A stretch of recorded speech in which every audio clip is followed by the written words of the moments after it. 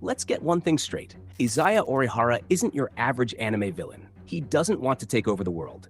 He doesn't want revenge for a tragic backstory, and he definitely doesn't care about justice. Nope. Izaya just wants to poke humanity with a stick and see what we do next. He's the kind of guy who'll spread rumors about your breakup, fake your death online, and then take a front row seat with popcorn to see which one of your friends snaps first.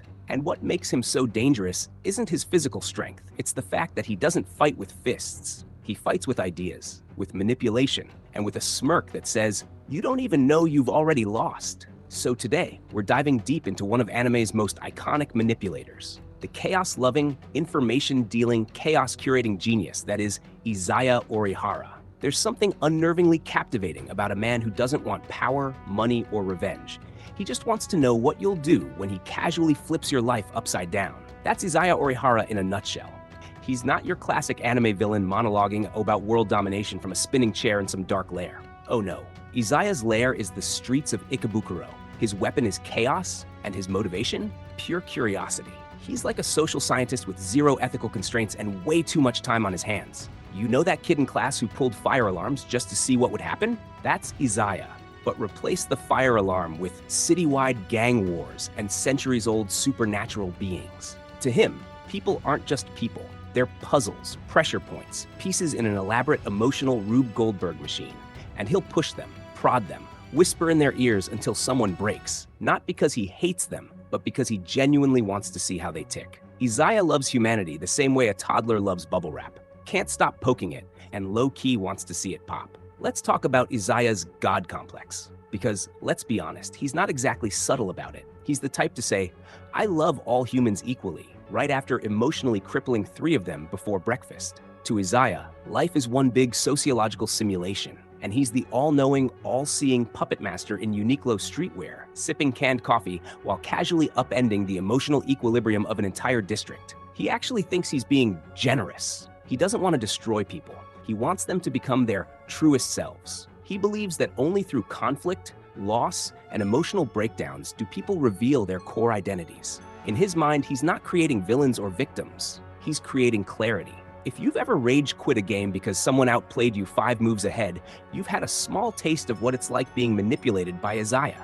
Izaya isn't bound by normal things like, empathy, or conscience, or basic human decency. His morality is detached, intellectualized, and terrifyingly consistent. He doesn't care who gets hurt, as long as the reaction is interesting. He doesn't care who wins, as long as the emotional fallout is fascinating.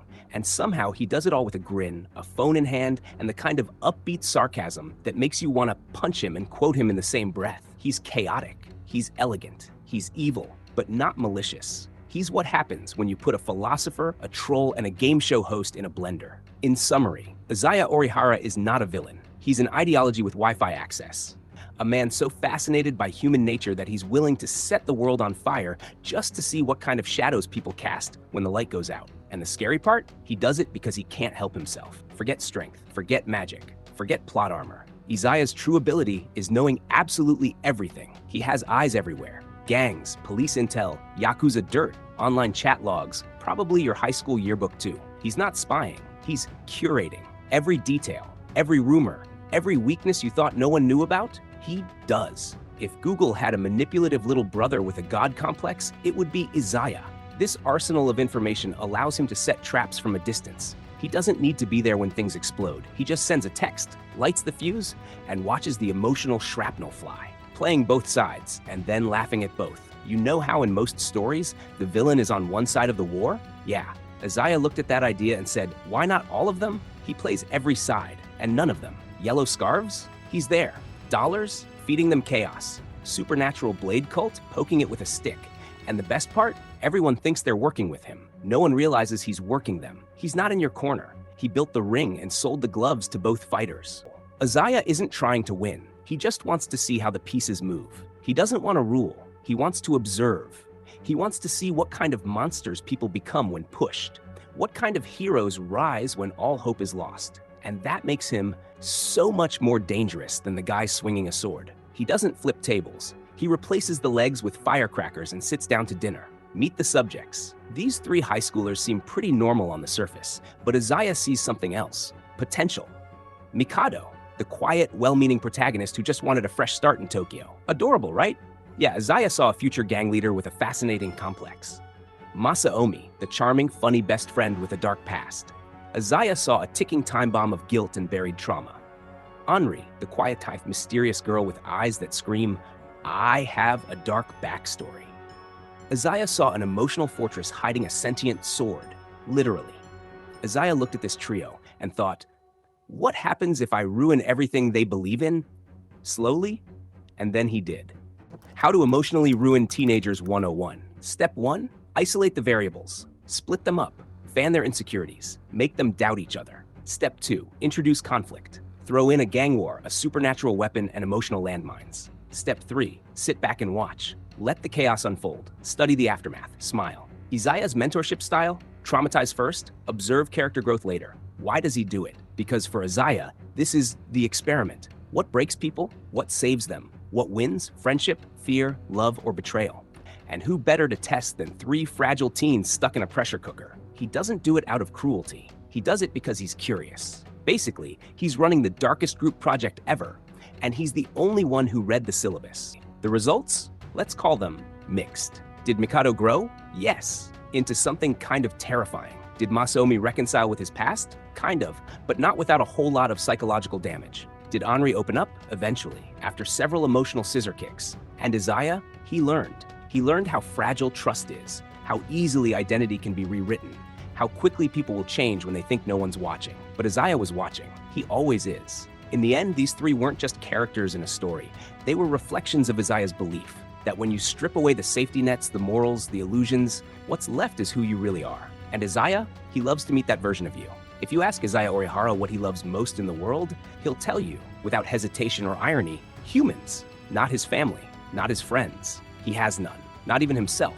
Just humans. Please allow me to clarify. Izaya's version of love is like watching someone watch a nature documentary, fascinated, slightly judgmental, and emotionally detached. He doesn't love people like a person. He loves people like a scientist loves rats in a maze. When Izaya says he loves humanity, he's not talking about compassion, empathy, or connection. He means he loves the way humans suffer, struggle, lash out, cling to hope, spiral into despair, and occasionally pull themselves out of the fire. He finds beauty in our breakdowns, poetry in our self-destruction, art in our contradictions. This is the equivalent of someone saying, "I love animals," and then showing you a collection of roadkill paintings. To Izaya, love means watching, not participating, which is why, despite being surrounded by people, he's completely alone. Here's where it gets tragic. And yes, we're going there. Because Izaya's story isn't just about manipulation and chaos, it's about isolation. For all his obsession with humanity, Izaya can't be a part of it. He studies people like exhibits at a museum, but the idea of stepping into the frame? Nope, that's too risky, too vulnerable, too real. Every relationship he has is transactional. Every interaction is strategic. Even his rivalries, Shizuo, Mikado, Cell, are all experiments, not connections. Why? Because Izaya's biggest fear isn't losing, it's being known. Is he even capable of feeling? Well, yes, but also no. He's not a sociopath. He feels things. He's just built a fortress of intellect around those feelings and booby-trapped the door with sarcasm and psychological warfare. Deep down, there are moments, flashes, where you see the cracks. His subtle disappointment when someone reacts predictably. The way he pokes and prods Mikado a little too hard, while as if hoping to be proven wrong. His obsession with Shizuo, not just as an uncontrollable force, but as someone genuine and raw in a way Izaya will never be. He envies that. He hates that. He studies it because he wants it, and has no idea how to get it. In the end, a spectator of his own life. Izaya wants to understand humanity so badly that he's forgotten how to be human himself. He chose the role of the observer, the manipulator, the shadow, because if you're never part of the story, you can't be hurt by it. But here's the real tragedy. For someone who claims to love people more than anything, Izaya Orihara is the most emotionally starved character in the entire series. He doesn't want to destroy humanity. He wants to belong to it. He just doesn't know how. Now, if you want to truly understand Izaya Orihara, just look at his favorite plaything, Shizuo Heiwajima. Izaya is intellect. Shizuo is instinct. Izaya is the guy pulling strings from the shadows. Shizuo is the guy ripping the strings off vending machines and hurling them through buildings. It's the ultimate irony. Izaya, a man who thrives on manipulating others, is completely obsessed with the one guy who refuses to be manipulated. To Izaya, Shizuo is the one puzzle he can't solve. He can't bait him into a psychological game. Shizuo just throws a signpost at him. He can't predict his reactions. Shizuo just acts on gut impulse. And worst of all, Shizuo's rage is honest. It's pure, unfiltered, authentic. And that terrifies Izaya, because it's everything he's not. Izaya wants to prove that humans are controlled by pressure, manipulation, and fear. But Shizuo, he feels, he explodes, and somehow he doesn't break. He's Izaya's proof that maybe, just maybe, some people can't be corrupted. Shizuo is basically a walking antivirus program that just deletes Izaya's nonsense on sight. Why Izaya can't let go? Here's the thing. Izaya could leave him alone. He could stop taunting him, but he won't. Because in his twisted mind, Shizuo is the only one real enough to challenge his worldview. He needs Shizuo to lose control, to fall apart, to prove his thesis. But Shizuo never gives him that satisfaction. And so, the cycle continues. Izaya runs. Shizuo chases. What? And somewhere, deep down, Izaya hopes one day the outcome will change. So, who is Izaya Orihara, really? A villain? A genius? A lonely philosopher playing God? Honestly, he's all of those. And none of them. He's the man who sets fires not to burn things down, but to watch how we react to the smoke. He loves people from afar because getting close might mean being seen, and being seen means risking something real. He is the observer who wants to belong, the manipulator who fears connection, the trickster who can't stop pulling strings, even when the strings start to wrap around his own neck. Izaya Orihara isn't just a character. He's a mirror. And if you stare too long, you might see the part of yourself you keep buried under strategy and sarcasm.